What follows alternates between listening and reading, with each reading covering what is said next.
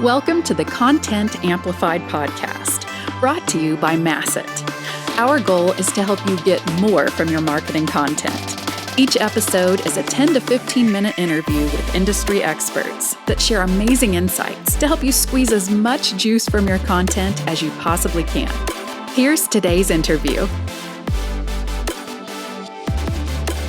Welcome back to another episode of Content Amplified. And it's a special edition today. It's Halloween that we're recording this. I don't know when we're actually going to publish this. It's probably going to be sometime early next year, but it's Halloween right now. That's what we're feeling. So hopefully the candy vibes are going strong today, no matter when you listen to this episode. Today, I'm joined with Vanessa. Vanessa, how are you doing? I'm doing good. How are you doing, Ben? Doing wonderful. Thank you for joining us on the show today. Super excited for the conversation. Vanessa, before we dive in, could you share a little bit about your marketing background and some of your passions in the space? Absolutely. So I've been fortunate enough to work within B2B content marketing for the past, we'll call it 15 years-ish. Been really just loving the space. I've latched onto the term career content marketer, which is luckily what I've been able to have throughout my time working. And it's just been a great experience. And I love the combination of data, behavioral, and storytelling. So what's super cool about Vanessa is she's had the experience of building content teams, and that's what we're going to talk about. My personal background is more on the demand generation side of things, and I've been able to build a team with that, and I had a lot of fun doing that. The content marketing side, I'm super fascinated about how to build the right kind of team, the right people, a part of that, all of that kind of stuff. So that's kind of the subject for today that we're going to dive into. So Vanessa, you're building a team. You're at a rock star company. You're growing. You see the value, leadership understands the value of content, you're building the team. What are some of the functions that you're looking for when you're starting out and building a team in the content marketing space?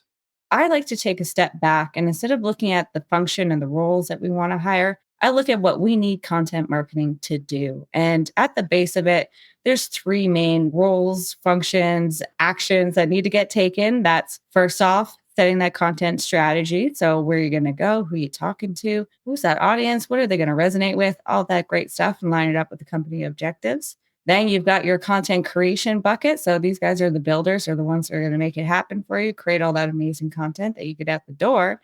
And then distribution. So think paid ads, social media, anything that's going to get your content in the hands of your audience.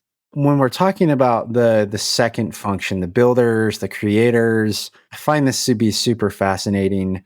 How do you know the right kind of person to hire? Are you looking for subject matter experts? Are you looking for career marketers? Are you looking for writers? What have you found to really be the magic mix when you're getting those creators and builders in the door? So I've found that it really depends on a few factors. So first one being the space that you're in. It might be a space that's extremely niche. There's a lot of intricacies there that, try as we might, as many articles as we can read online, you're just not going to get the same output as you would from someone who has 20 years plus experience in the space. So that is an area where you'd really want to look to hire in that expertise. It's something that's pretty impossible to fake. And your readers will pick up on that if it's not something that's going to resonate with them. If it's not a peer speaking to them directly, it's just going to sound inauthentic. That's a scenario where you definitely want to hire someone to come in. Otherwise, if it's something that, you have a lot of, let's call them, subject matter experts around the company, and this can be in the form of, your CEO, of a product manager. Product marketers are always a really great resource. Anyone that's there to really be knowledgeable within the space and share that knowledge, and they have a lot of experience. A lot of the times you can just tap into them and use them to either create content or do some ghostwriting on their behalf, so that, again, you're hitting that tone in terms of authenticity, and the content that you're creating is really going to hit the mark with your audience. One of my personal beliefs is if there's no one in-house that is a subject matter expert that you can quote, that knows enough about the space that could write a fascinating article, you should probably figure that out. And it could be that content hire, it could be the product hire, doesn't matter, hopefully your CEO or something like that. But if you don't have someone in-house, I think that's a good opportunity to raise your hand and say, hey, leadership, why don't we bring that expert on, and the product team and everyone else can listen to them because they're going to have the insights that we really need to make this business go. So with that, the builders and creators, staying on that same vein, how is AI playing a role? Are you still hiring for this role? Is it like taking the place of someone? Is it just augmenting them? How are you kind of feeling out the generative AI new reality, let's call it, in content creation? Yeah. So boy, did that hit the scene.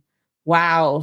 I really had a lot of marketers moving, a lot of ones questioning, how are we going to fit this in? How is my job at risk? I even read articles online of some companies getting rid of their entire SEO teams, which pretty bold move. Pretty Yeah. bold move, kind of insane. But when you're really looking at AI, it is an impactful technology, but it is another technology. And we've had this come and go before. I try not to date myself too much, but I still remember having heated arguments with our CEO about the use of Twitter.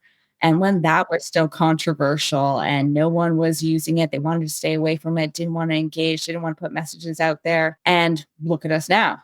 Sure, Twitter itself has evolved to become a whole other kind of company, but that's another topic of discussion. But if you look at technologies like AI, it's really fortunate in that we're able to use this now as another tool.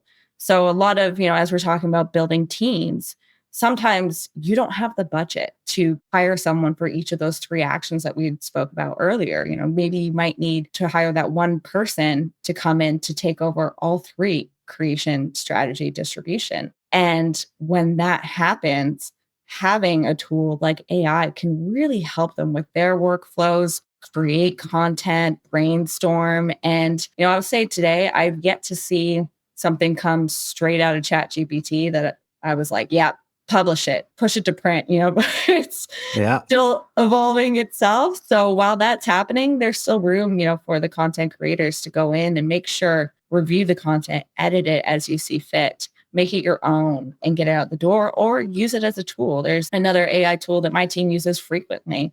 When we're doing our video series, we take it, we throw it into the tool, and we're able to spin out multiple pieces of content in hours when it would have taken days to do that. So then we're able to, as every team is asked to do these days, do more with less, use our team, more strategically, point them at the right projects, and use AI to help us automate the rest of it and create content. Do you mind sharing what that tool is? I'm super fascinated. So I'm definitely going to butcher the name, but essentially it's called Summarize with AI and the eyes, capital. Get it? Clever. Get it? Clever. Like it. Hey, if we mispronounce it, it's not our fault. It's theirs for making that the company name. Just putting it out there. I agree. So when you're looking to build a team, how big of a role? I mean, obviously budget plays a massive role, but when you have a budget, how do you narrow down who you're going to hire, how you plan for the future? What's kind of the breakdown of how you take a budget and turn it into roles and action items for the team and growing the team?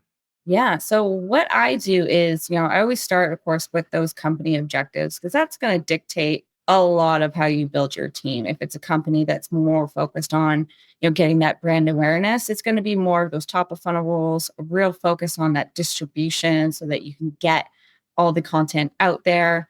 Whereas a company that is more focused on, thought leadership, being a category creator, really, setting their mark in a particular industry, that's when it's really more about leaning in on research reports, creating that content, and defining your point of view as a company. And that takes a much different lens and skill set than it does for getting the word out there. So objectives are always the first stop, as you mentioned.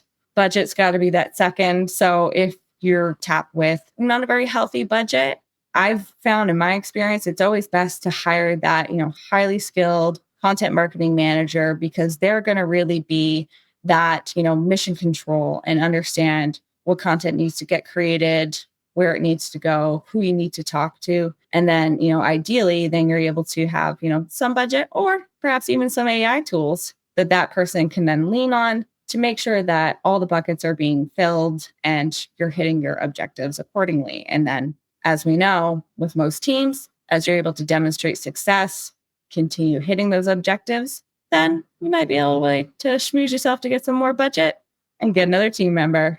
So when you're trying to justify additional team members, How are you making that pitch? Internally, you're like, hey, there's a gap, there's an opportunity, we're doing well. How do you pitch that to management to allocate additional budget to expand the team?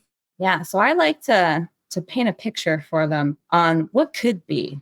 So if we were to bring in someone who's dedicated to video, we could create these videos, create XYZ type videos, get that out in the seller's hands. Or one of the most valuable ways to approach it as well is to bring data into that story. Bring in some of the results that you're seeing from the content that you've already created and put out in the market to show that you're having traction, you're demonstrating success. You're again marking off those objectives, hitting all those targets so that you can show them we should be doing more of this. We need to do more of this. And as we do more, we'll continue to see some success. I love it. That's great. One last question. And as promised, this goes by quick. So it's coming close to an end.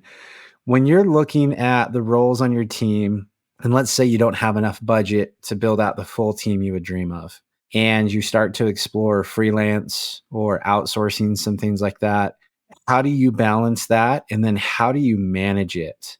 So freelance and external sources really get the results that you're looking for. I think a lot of us would argue that in-house would get you a lot of really great results and you wish you could do that. But if you can't, how do you manage that to get the most out of it? What roles do you typically outsource for it? How does that play into the team dynamic?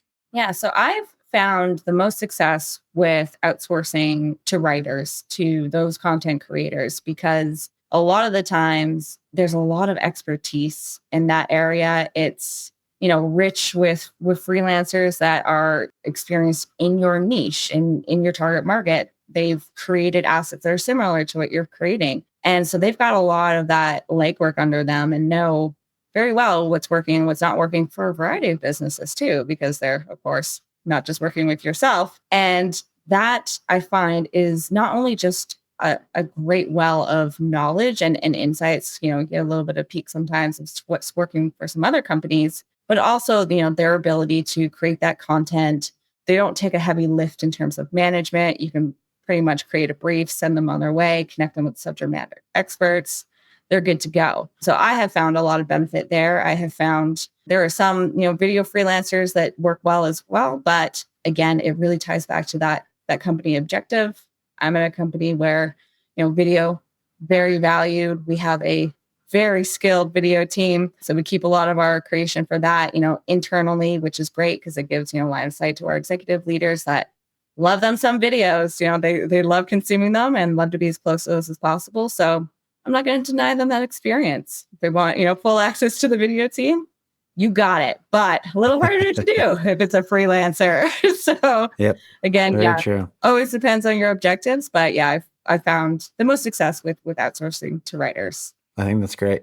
And one thing I've noticed in my, days at agency work and things like that is often the lack of results, if you're seeing a lack of results externally, is a lack of alignment around your objectives. For them and an agency or freelancer, they're delivering something, but they're at arm's length from the data to show that it worked or didn't work. And a lot of content marketers don't even have the data in the first place internally, let alone getting any data to the person externally. So the more data that you have and the closer you can share that data and align your objectives with the freelancers, the better I've found it to be, because they know what success is. And it's not just delivering a piece of content. It's delivering a piece of content, like you said, that achieves an objective. And they know how to quantify that objective. I know my days in agency, I would love it if people are like, hey, that brought in business or that didn't bring in business.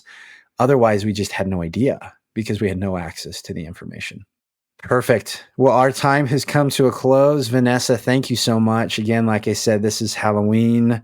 We're going to let Vanessa get off to her Halloween plans and party like it's 2023 and all that kind of fun stuff. But Vanessa, if anyone wants to continue the conversation, where and how can they find you and connect with you?